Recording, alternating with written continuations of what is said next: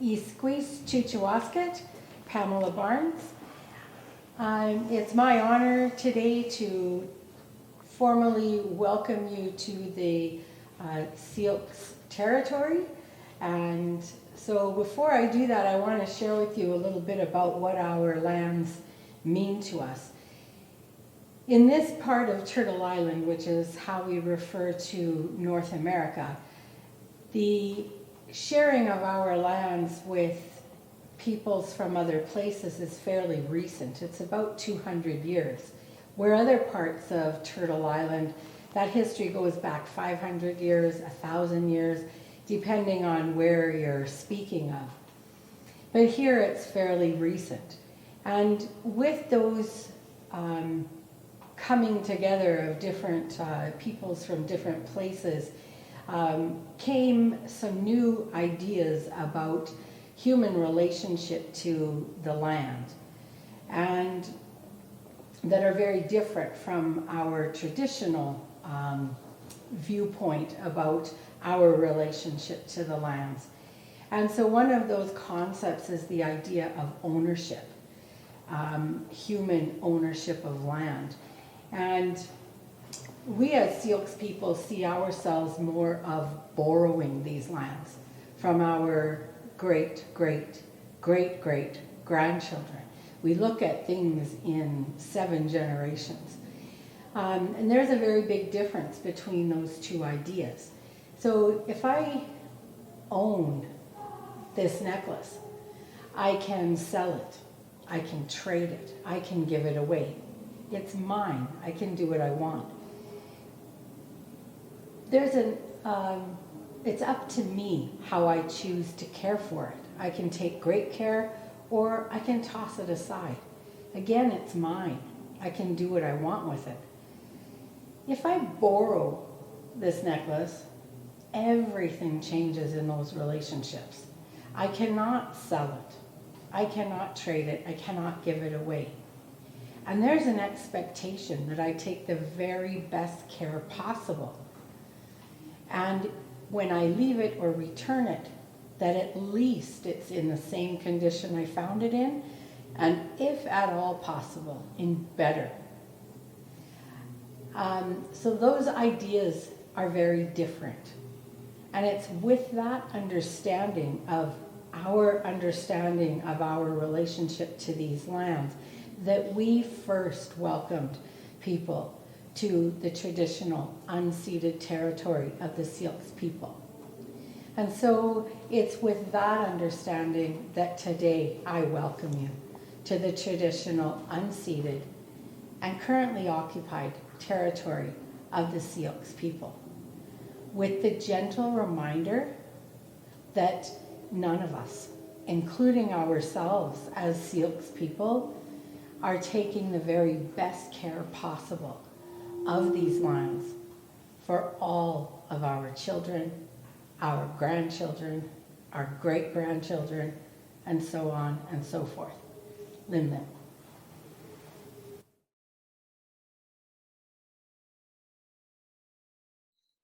So thank you everybody for joining us this evening. My name is Victoria Burge. I am the Education Coordinator of Adult Programming here at the Kelowna Art Gallery. And on behalf of the Board of Directors and staff, I'd like to thank you all very much for joining us this evening. And I'll begin our talk, of course, by acknowledging that the land on which the gallery stands is the unceded traditional territory of the Okanagan Syilx people. Now, today, the Kelowna Art Gallery is pleased to welcome Jane Everett.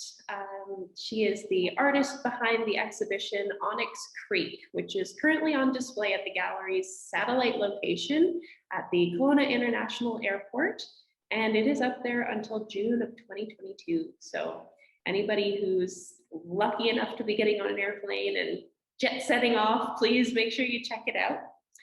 A little bit about Jane before I hand it over. Jane's practice in drawing and painting is intimately connected to the lakes and forests of the interior of British Columbia and explores the intersection between the fabricated and natural worlds. She uses layers of color and gesture to study light as it illuminates and obscures form. She works in media that range from painting in oil on canvas to drawing on linen and vellum with charcoal and graphite and conte. So master of many trades. And Jane was born and grew up in Winnipeg. She received her BFA from Queen's University in Kingston and has been based in the Okanagan since 1991. Everett's work is represented by Art Functional in Kelowna, the Bagheera Matheson Gallery in Edmonton, and the Ingram Gallery in Toronto. And she divides her time between her home in Kelowna and her studio in the north shore of the Shuswap Lake, which is where she's joining us from tonight. So we'll get a little sneak peek there. Just a few housekeeping rules before I pass it over. We ask that you please save your questions until close to the end of the lecture. It'll be about 45 minutes that our talk this evening.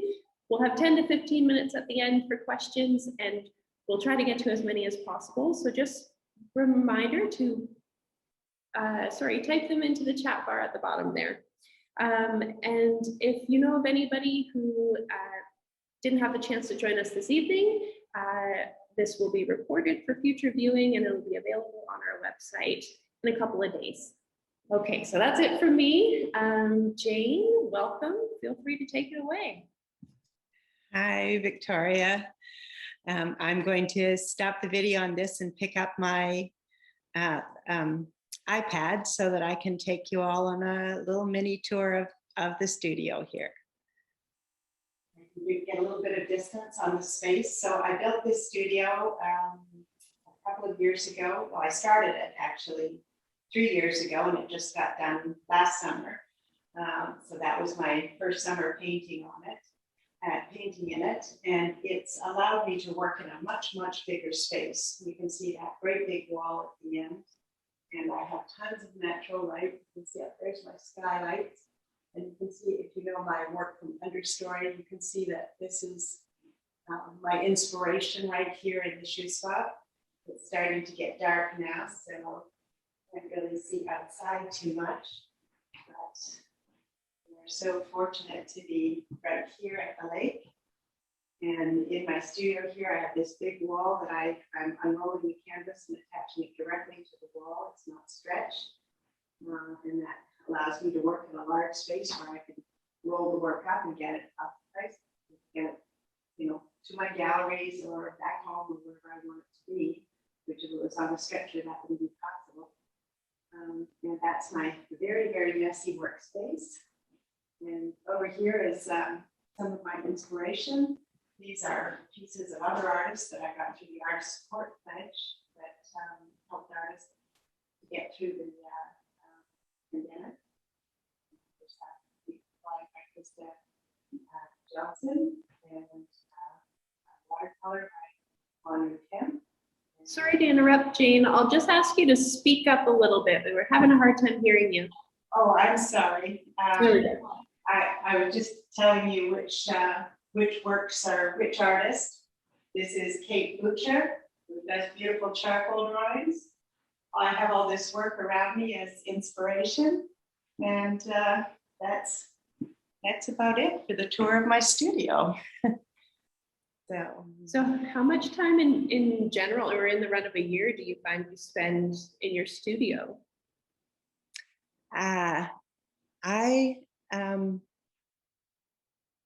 We are here more and more. We sort of do from about April on, we do 10 days here and 5 days back in Kelowna.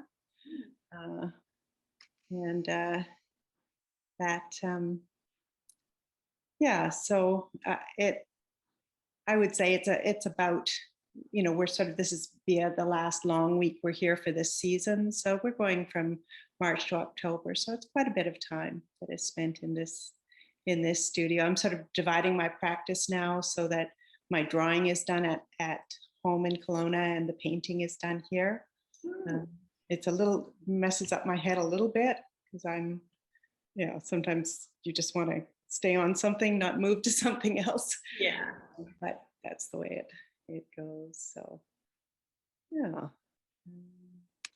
Now, if I can figure out here how to share screen with you, I can Yes. start. If you have your files ready, you should be able, oh, there we go. Looks great. There. Good. All right. So my work is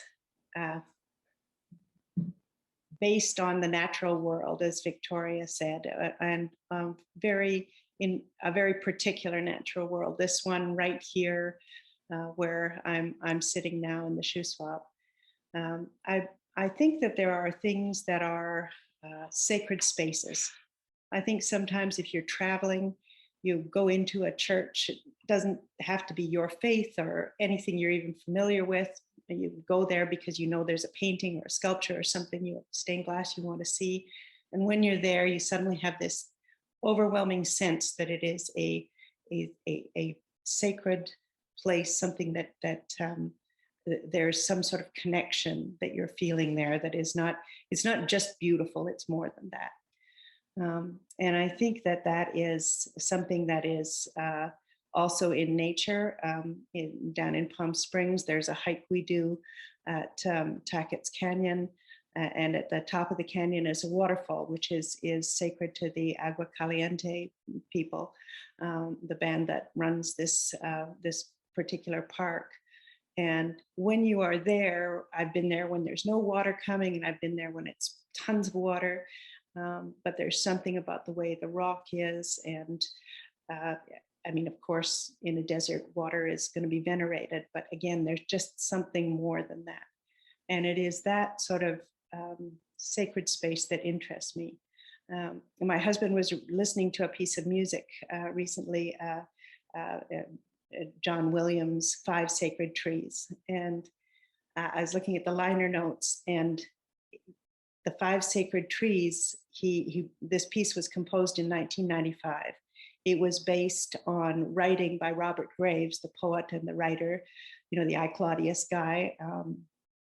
And he in turn was drawing on Irish legends and traditions that have these 5 sacred trees. And I think that's a very typical process for art, where you have artist to nature. And there may be many, many more artists in that chain, but at some basic level, there is an inspiration of the land. We come back to the land. And of course, that's not every artist, but for many of us, and certainly for me, that is where I go. So there's a picture of the mouth of Onyx Creek there. The lake here at the Shuswap changes level in a normal year by about 8 feet. So the water invades the land then, and you can see that in this picture how everything is doubled. You have the exact same landscape, just slightly abstracted. And when you're moving in your kayak there, you're right inside this. The light is coming from above, the light's coming from below. You're right on the surface of the water. That in and of itself is, to me, an extraordinary experience. So that's something that began this series for me. I wanted to work big.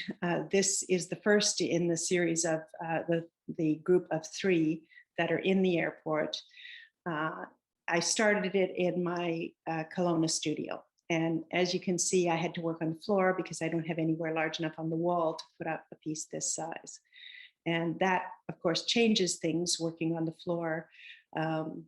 You can do things, you can pour the thinner on it, you can fold it over and squash it on itself. And you know, there are ways of kind of beating it up that I find effective, which don't help once you get it on the wall, because these pieces are too big to take off the wall and play with. So it's a bit strange. But the beauty of having them down here in the wall, down here on this big wall, is that I can actually get back and see them. And that, in order to take that picture, I was standing on the bench in my studio, you know, holding the camera above my head to try and get far enough away from the piece. And that's not great. So this first one, all of these paintings are inspired both by the mouth of Onyx Creek and by the fire ponds, which are another phenomena here, where they dig man-made ponds in order to fill the fire trucks. And because sometimes, because the beach can be 100 feet, it can be hard to get water from the lake. So they have to have these other sources of water. And these little man-made ponds, the one near us, it fills up with water lilies. It's Giverny and the Shuswap. It's just an amazing thing. So those are the two natural things, both right in this radius, very close to where I'm sitting now, that inspired this. And the two things you'll see as I move through the work, the two natural basic inspirations come up in the work in different ways. The works are also, many of them are thought of in sets of 3, and they are named with what it amounts to a 3-line poem. So the ones we're looking at here and that are in the airport are, we part near line 17, you moved off with your camera, and I soon lost sight of you. So that's the first one, we part near line 17. Here's the second one. You moved off with your camera. Oh, sorry, that's the first one. Again, yeah, that's just a better look at it, that it's not on the floor. And so here's the second one, you moved off with your camera. And in this one, you can see the reeds. This is what Susan Whitney calls my angry reeds. That's done with oil stick and slashing. And but the forms, I think you can also see, are taken from nature. And in the pond, you can also see that you're looking at the surface of a pond, and that there are indications over there on the left-hand side, for instance, of actual lily pads and lilies. And there's also the overall sense of the water taking over everything and the reflection of clouds in the water. So that's the second panel of the series. And the third panel of the series, And I Soon Lost Sight of You, takes the abstraction a little bit farther. There are shapes that are leaping and drawing, and that are, some of them are clearly drawn directly from nature as a twig or a branch. Others are an indication of a fish jumping. This is also an area where the big salmon runs come. And so you can see the jumping and the action that is going on. And the poem talks about the relationship of the two people, the two paddlers or visitors to the spot, and also all this natural inspiration that is there. This painting is by Helen Frankenthaler, and it is bigger than mine. It's about 10 by 17. It's called Carousel. It was in the collection of the Palm Springs Art Gallery. I think very sadly the director sold it last year. They loosened up the deaccessioning rules for galleries to help them through the pandemic. And what in fact happened is that a wealthy gallery sold a painting that is by one of the few female artists that have achieved that sort of renown ever. I mean, there's a handful in the whole history, let alone America in the 1950s, which Helen Frankenthaler did, and pocketed $3.9 million. I don't think he made a good bargain myself, but I do know this painting well because it was there for a long time. And it's a great privilege to be able to go back to paintings, great works, and see them over and over again in person. You find out different things about them. And this one has her tradition, the technique she developed, where she stained the pigment right into the raw canvas. And then there are patches of extremely intense, it's hard in this bad screen grab to see, but there's very intense blues and greens, and just in tiny little bits that take it in another place. And when you stand in front of it, especially that scale, you just become absorbed into it. And that is something that to let myself go with color is something that I have learned from Frankenthaler's work. This is the first piece of the second series of 3, and the the title of this one is I Laid My Paddle Lengthwise, which if you have been kayaking in this kind of area, you have to put it sideways in order to get in between the reeds, otherwise it's catching you up. But if you give a paddle and pull it sideways and lay it long, then you just glide in between, and the kayak provides you with such perfect, quiet access to these areas. So in this one, you see again the reeds that moving through, and the bits of greenery and the clouds, and again just being enveloped in water, and the light that water brings. And so the second one in this series, again, you're seeing the jumping fish and the reeds, a little more agitated. So the title of this one, I laid my paddle lengthwise, and listen for the arc and dip of your paddle. And the final one is, but all I heard was the blue. And again, here you can see that there's many lines that are taken directly from nature. So even though the overall canvas has become quite abstracted, I borrow from nature's inventiveness, because she always has more interesting lines and more of them than I can think of on my own. And when you put them into a piece like this, it doesn't say you must see this. I mean, somebody else beside me, another viewer coming along, doesn't have to see it exactly the way that I do, but they will know they're looking at something from nature, and I feel that that's important. So here again is to return another view of the reeds at the mouth of Onyx Creek, and I think you can see here a little bit better why I would have to lay my paddle lengthwise to get through. And you can see how the lines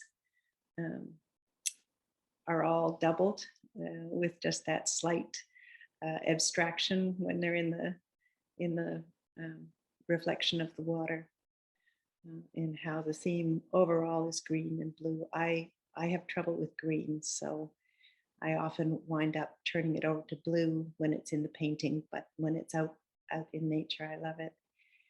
This one, it takes the concept a step further.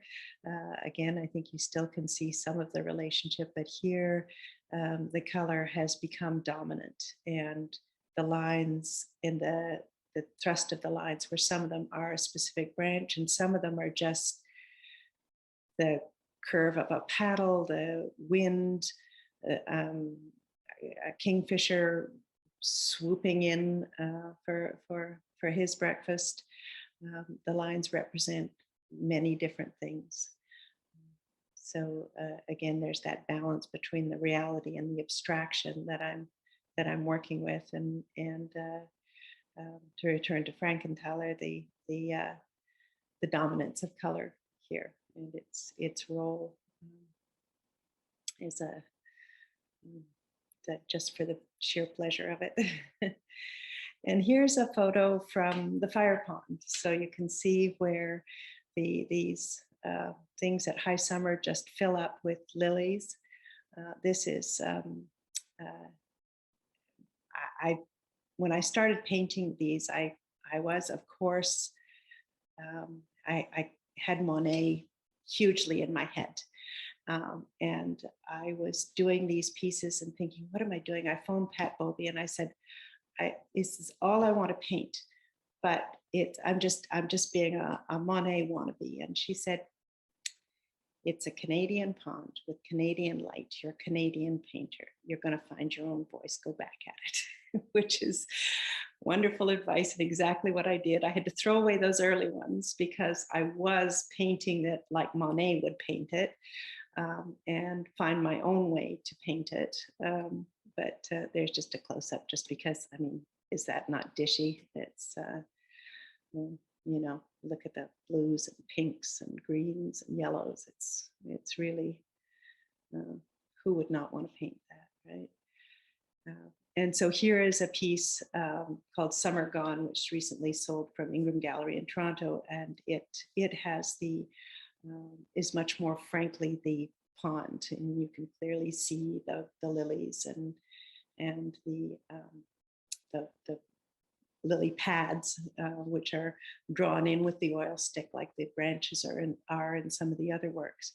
And you can also see how they're slashed through with the pink, where I just wanted for compositional reasons, for I don't exactly know what reasons, to have pink lines coming through and rebalancing or taking the work in another direction. The water again dominates, but this is a more direct expression of the lily pond, the fire ponds.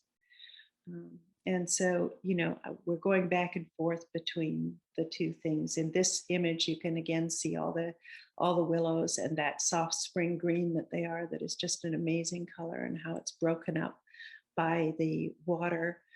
And then up there in the right-hand side, you can just make out Carl's kayak there reflected in the, where you can see how, yeah, you're right inside, you are paddling in both land and water. So, and that's something where this next piece where the blue has come to dominate completely, and there's less edge of a pond or up and down to it in many ways. Although if you look across the back, there is a sort of a horizon line and the shadow of the far shore, which I believe, yeah, you could just see on the right-hand side of this photograph, you can just see the blue of the far shore. So that again turns up here. And here, I have been adding the red lines.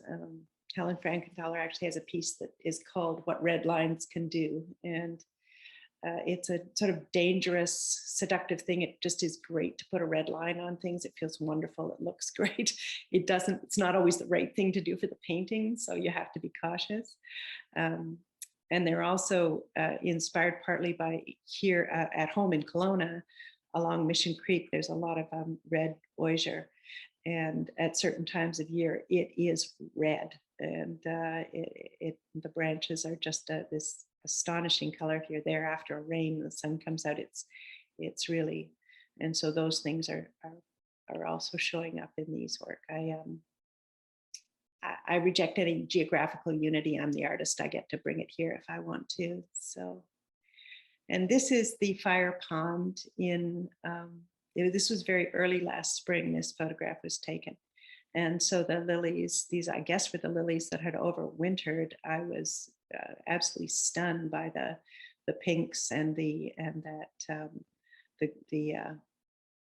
sagey green of the water underneath them, and then some lovely shapes of branches. And so this is actually a detail of a much larger photograph, but it resulted in this painting among a number of other paintings, which is called Pink Sky at Morning.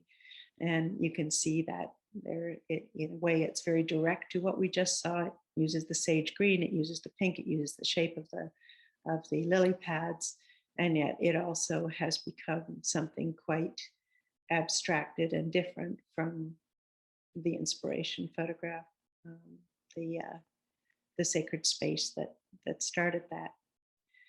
So here again is Carl in his kayak with his camera, concentrating on probably waiting for the kingfisher or some other bird to come by. And there's all the colors, all the lines, all the stuff that I've been talking about that moves me in this picture caught. So what I'm now going to do is I'm going to take you through the work that I have on the wall now that you had a glimpse of when I did the studio tour. This piece, I had a number of exhibitions in September, and the work was all done. I sort of at one of those very free periods that just come along every so often now for me, where I'm not concerned about what show is next. I'm not, I can do whatever I want. And so I thought, you know what, I want to try a really big one. So this one I think is 10 by 6, 10 by 5 or 6, yeah. And I wanted to work with this photograph. And this process is going to show you something about how, you know, I don't work the process works me, really. So this is the very initial stage where I have rubbed the canvas with an oxide, transparent oxide yellow, so that there's an overall color underneath. I always do this with my canvases. It gives a unity to the end. It gives me a midpoint to work from, so I can go from dark or to light. I don't have to just go from the light of the canvas. So I always tone it this way.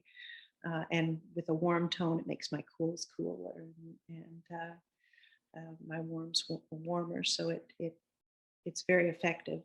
And what I've done here is laid out the composition. You can see Carl's kayak there. You can see the big shape of the largest shadow and some of the horizon lines, which, because of the nature of the Onyx Creek with the high water, there are multiple horizon lines. So there's, you know, where these ones meet the water is here, and then back farther, there's another one, you know, before you get to an absolute horizon line. So in this next part, I've laid on a whole bunch of color very rapidly. I've made this is really a map of the darks and lights as it develops, and also of the motion, the movement, the direction of the water. And when I got to the next stage, then you can see once again, I'm painting over most of those greens, and I'm now adding in pinks and yellows and the red lines, things to make it jump more. And at this point, I could have said I'm finished. Carl thought I was finished, and I kept coming back to it, and I wasn't happy. And this is a point in a painting where it becomes very frightening, because you could paint over it, and you might paint over the best thing you ever did. And what's even worse is you might paint over the best thing you'll ever do. You don't know, you can't know at that point. And yet, if you are not 100% satisfied, it's not, I mean, good enough is something, you know, it's my motto for housework, cooking, you name it. But for painting, you can't have good enough. It has to have that clunk of recognition. There is a writer, he writes for the Washington Post, an art critic called Sebastian Smee, and he does this wonderful series. I advise you to look it up. It's great, called The Great Works in Perspective. And he just picks a painting, and it might be from the Renaissance, it might be a contemporary thing, but he goes into the galleries and picks a painting and tells you why he loves that painting. And he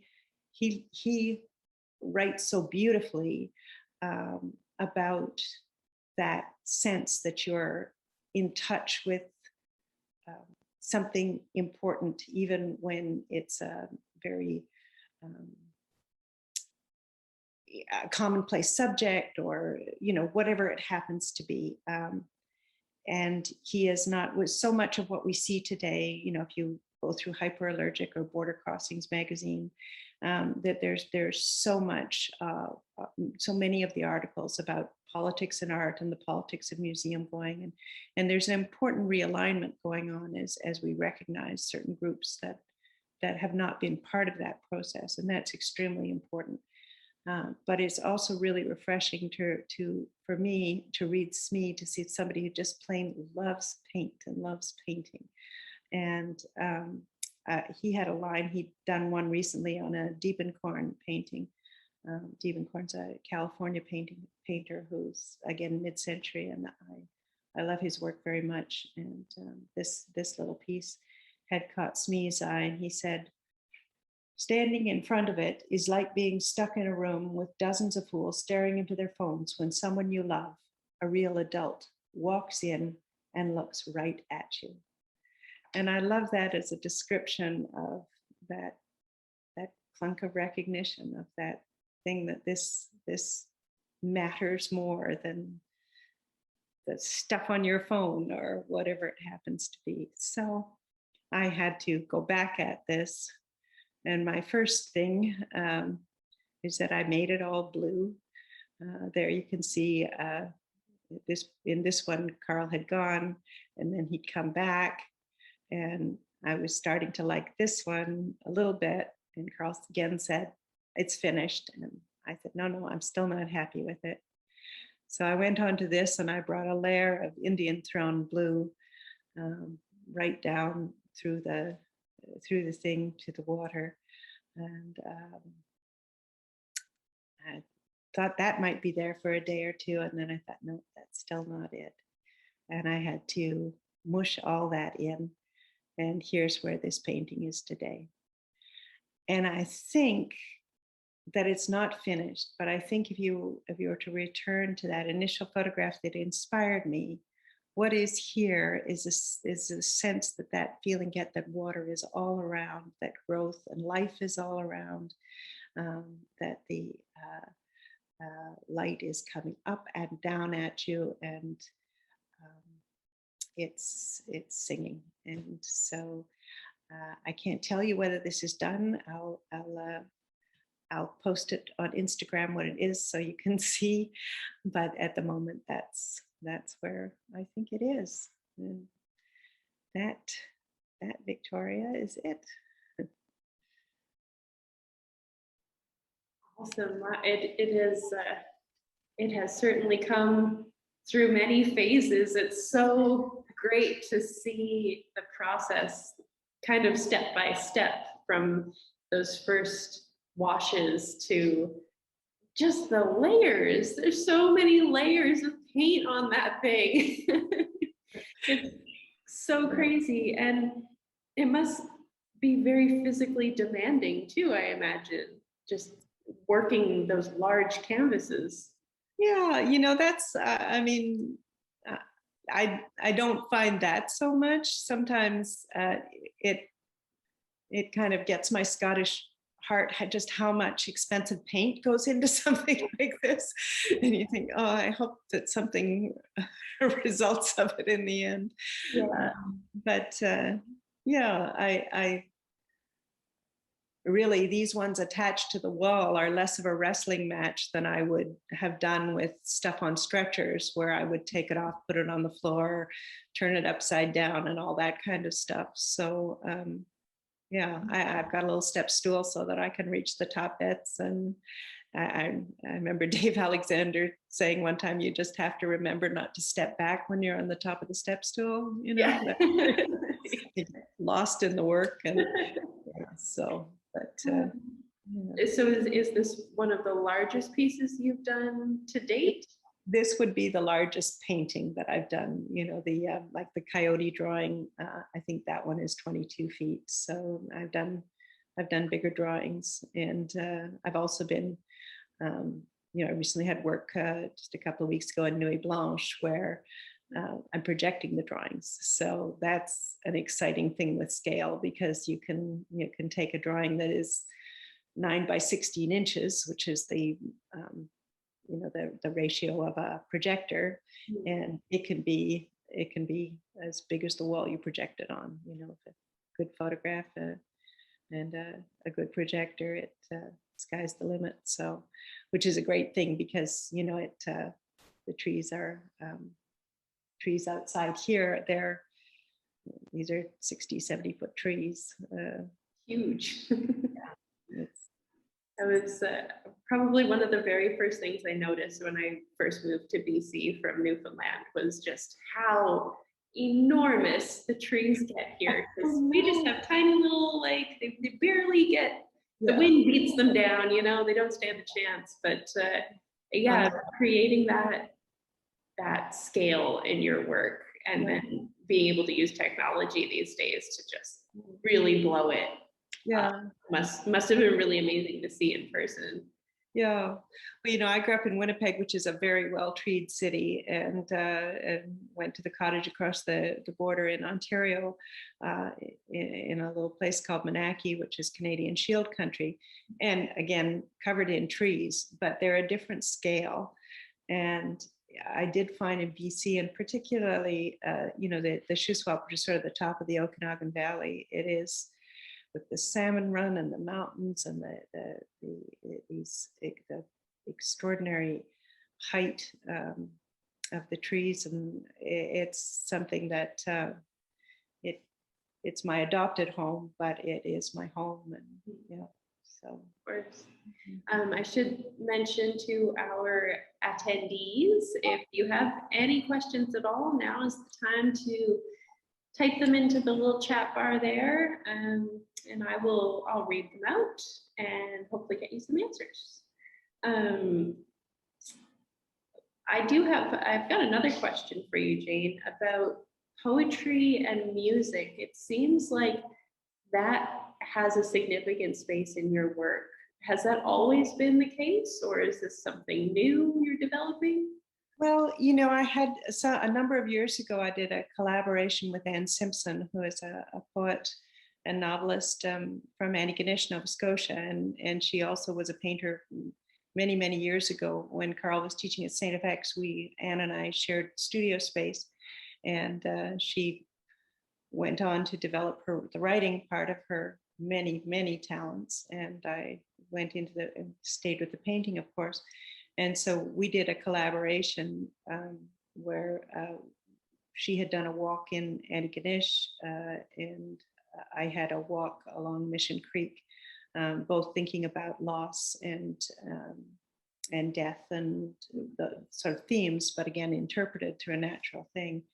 And Anne's words are stunningly beautiful. But I do love words. I love reading. I love the relationship of words to paint. And I think that, you have what is right for you, how you express yourself. I would love to be a musician. I would love to be a poet. Those. I'd love to be a sculptor. I mean, they're even within the visual arts. There are other things which, they're just not actually my skill set. But these, to use the titles of poems, I had done a small painting here, and I had called it. When we got there, it was cold, so we bundled up and drank whiskey on the porch. Oh. And I started liking these titles that were like little reminders of where we were when I first saw the thing and what I was thinking about at the time. So, that's why I say the relationship between the paddlers, because it is often Carl and I that are out there. And so those things come into it and it's almost like a talisman for me, that this brings back. Because when you get to the studio, obviously this is not plein air painting, you're not taking these things outside and doing that. So when you come back here, you have to reconnect into how you felt at that time. And so, I think that. Yeah, and the titles just give the viewer another layer to work with. So it really puts them in that mindset, that atmosphere, I think, that you were in perhaps when you were making them. That's right. Yeah. And as an artist, you probably had this feeling, Victoria, where you have to name things because they're going off to a show, and it becomes very you just think, oh, I want to call everything Untitled, because when you have to think of them, nothing comes, and they all sound so trite. But when they sort of bubble up while you're doing the painting, and then I jot them down, then that seems to work at a different way. And I know myself, when I look at a painting and it's untitled, I'm like, oh, come on,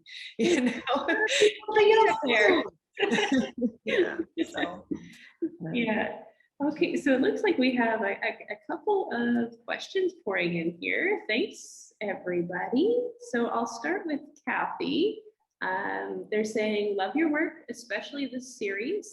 Are they all oil, or do you layer oil and oil stick over acrylic? No, they're all oil. Yeah, that first layer that I was showing you of oxide, yellow oxide transparent, or oxide yellow transparent, that's a Gamblin color, but they're all oil paint. I started painting in oil shortly after art school, and at first it was, you just make mud because it stays wet. But now that is exactly what I like about it, that I can paint wet onto wet, that I can blend in the canvas. I often, I'll squirt the color right onto the canvas, and I often, I don't use a brush. I pull a sock over my hand and use that and scratch into it and all that kind of stuff. So, you couldn't do that with acrylic. It would just gum up. And so that's. Once you work with oils, it's hard to go back. Yeah, exactly. Yeah. Now I think the acrylics have improved since I've used them, and what some people are able to achieve with them, I think is astonishing. But for me, it's yeah, absolutely. You find your preference, and yeah, you tend to stick with it. Yeah. Question here from Suzanne. They say, so motivating to listen to you. Do you finish the work with some kind of preservative layer? I usually do in the smaller pieces, like when I work on panel, I will always put a varnish on them. Gambar is an incredible product. And it doesn't, I used to have to do it outdoors, when I was using Damar varnish, and it'd just be painful. And Gambar, well, I still would probably do it outdoors, but the difference in the odor level and all that. At these large ones, I'm usually not doing anything. They're I'm sending them out rolled up. So the ones for the art gallery, Christian Nicolay stretched them, and so when they leave my studio, I don't really want a layer of varnish on them because they're still in a roll. And so and I sent them out to my galleries in Toronto and Edmonton, and it's just a lot easier. And it doesn't seem, sometimes on panel you'll find that colors, especially darks, need that top gloss to really come out, or you lose them. They get a matte tone that you lose the depth of color. But I just don't find that at this scale and on the canvas. They're working fine. Yeah, absolutely. Another question here from Joni.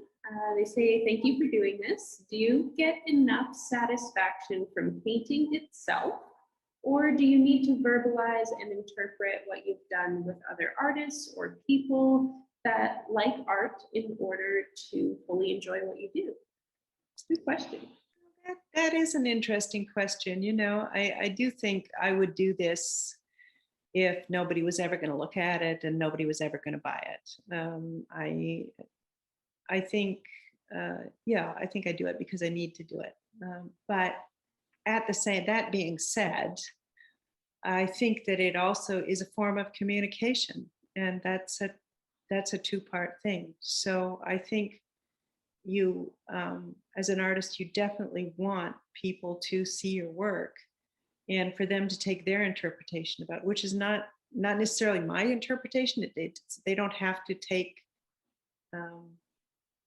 people can look at these and they can see their lake, their time paddling or swimming or whatever, or their dream of such a thing. It doesn't have to be, if people who are, for instance, those people that are going through the airport and they're shuffling along to catch their plane, if they take a few minutes to look at my paintings and they feel a little bit of that beauty and serenity, then wow, that's fantastic, so yeah.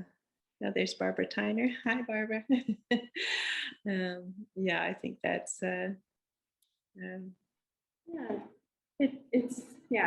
you have to have a little bit of both, but I think as an artist, it's in your blood. You gotta there's just these ideas and emotions and you have to get them out. And that's the Exactly. first step, is getting them out. Yeah, and if you get to talk to the public like this, or you get to talk to other artists, it's and getting a good critic or curator when they come to your gallery, there's your studio, you can learn so much about your own work from them, and that all is fantastic. Yeah, for sure. Talking about it with others definitely gets the juices flowing for more. It really does. Yeah. So we've got a question here from Sarah. She says, "Thank you, Jane. Your work is beautiful and sublime. Thank you for sharing your attachment to landscape, to geography, and taking us with you." Wonderful comment there from Sarah. Thank you. Question here from Lana.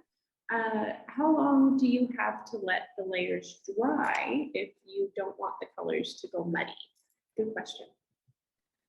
Well, for oil paint to really dry, it takes about 500 years. So not you don't need it obviously that dry to work on it. A few days will dry it off. I actually like working into a wet surface. So if I leave it for a few days, you really have to take a bit of sandpaper to rough up the surface so that the layers bond properly.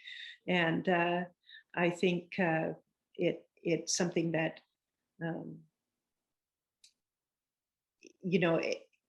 the whole pentimento of the process, like this last one that I showed you of this piece, supposing I was just to leave it at that, you can't start there. You have to go through all those layers that I showed you. Some of them are covered completely, other of them bits are showing, but they're all part of the process that makes the final painting. So I think, if you want it all dry because you really want to sand it and sort of not have your layers react to each other. But mostly I like it wet, and you have to think about, when I put this blue on top of this green, I'm going to get this aqua, right? So, or that ochre that I had under there is going to pull this in a earthier direction. So those sorts of things are there. Definitely a lot of preemptive planning, more planning, I think, than most people would expect. I think so, but also I think, you're constantly on the lookout for something that works. I mean, if it doesn't work, you wipe it out. That's a beauty of oil, So I think there has to be a lot of that experimentation and risk taking, or that's just without risk taking, it's. And throughout your career, I'm sure you've learned what you like, what you don't like, what works, what doesn't work, trial and error. It pays off.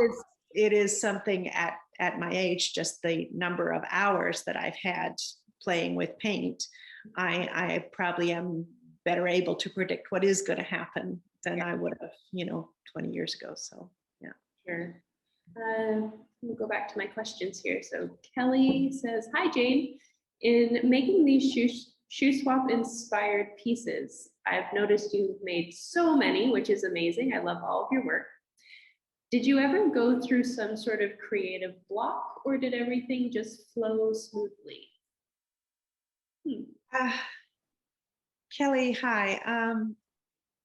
I've been really lucky most of the time. I've had very few periods where I've kind of been racing to paint what's in my head more than I have been trying to think what to paint next. But I think when that really started for me was when I realized, I think when I was very first starting out in art school, I kept thinking I had to have something important to paint. And what I realized is that I just had to start. And, I tell when I'm teaching, draw the dog, draw your hand, draw what's in front of you when you're sitting in front of the TV in the evening. And, that just, it starts it. And then once you're going, I'm in the studio at 9 o'clock in the morning, and, the muse better show up on time to So it doesn't mean that there aren't times where you're painting with great inspiration and it's just flowing and it seems so easy and you have no idea why. And other times where you're slogging away and nothing is right and you think, why didn't I get a law degree? And, but you're still there doing it. That's all. Oh, excellent, thank you. Next we have Karen Close. She says, you are so inspiring. I've been following your work since I moved here in 2003. It seems to me your early works were representational, and I love how you've moved to express so much through more abstract interpretations. Do you feel yourself more in these more abstract works? Yeah, Karen, that's high. That's interesting. I think there's been a kind of a division in my work. So for many years, I was more confident of myself as a draftsman. That's always what has come the most easily to me. So if you look at my charcoal drawings, they tend to be far more representative than my work, my painting. When I was first painting, what I used to do is I do a drawing and I fill in the color. And I had to push myself beyond that. And that meant pushing the color out over the lines, painting over the lines and out to the edges. And there certainly has been an arc of increasing abstraction. I think it's an interesting thing that if you look at, very often you'll find artists that have been quite representational will become abstract, more abstract as they get older, and artists that start abstract will start having representational elements in their work. And I think some of that's just that free at last thing where you do what you want to do and quit worrying. It's like Diebenkorn that I was talking about, or Sebastian Smee was talking about. People. He had a strong career as an abstract expressionist, and he moved out to California, and the light just hit him between the eyes, and he started painting in a representational style. And there's some people that criticize him to this day, and it's like the people that are still mad at Dylan for not staying a folk artist. And it's like, come on, give the artist prerogative, and it's the work, not the form. So. No, great answer. Thank you. Next, we have Wanda Locke. Hi, Wanda. She says, great conversation, Jane. Many years ago, I asked you about your work schedule when you had children at home, wondering how your studio days have changed over the years, meaning what does your day-to-day in the studio look like now? Oh, hi, Wanda. I've sort of got in that habit, which I did when my youngest started school full time, which was out in Antigonish with Anne, where I would work from about 9 till noon or 1. Then, I that's really what I still do. I need the morning light. I need the morning energy. So it really is a morning thing for me. It's an everyday thing. I might not work on a weekend, but often if I don't work on Saturday, I will work on Sunday. In the afternoon, I'll go back in and look at the piece, and I'll be doing the business of art, which takes up more of my time now than it used to. But for the actual standing in front of the canvas, that has pretty much remained unchanged. It sort of was set by being a mom and has stayed that way, even though that's not a concern anymore. Well, that's great. It's lucky you're a morning person. I myself am a night owl, but the light does not lend itself nicely to me at that time. So yeah, definitely the mornings are probably a better idea. Yeah, well, I used to love being up at night and working at night when I was pre-kids, but once you have children, that schedule goes. And then once you get older, it's I think everybody winds up a morning person in the end, pretty much. Yeah. Hopefully for me sooner rather than later. All right, so we've got just some lovely thank yous coming in here from everyone, but I think that's brought us to the end of our questions. It's the end of my questions as well. Is there anything you'd like to say in closing, Jane, before we sign off?